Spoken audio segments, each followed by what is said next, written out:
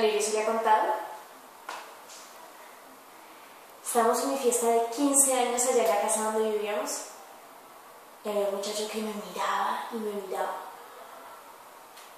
Valeria ya se había dado cuenta y no le caía muy bien.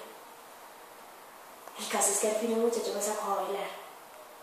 Sonaba un vallenato y estábamos abrazaditos. Y sin más ni más, Valeria lo tomó del hombro, lo llamó y cuando volteó la cara, tomó su puño.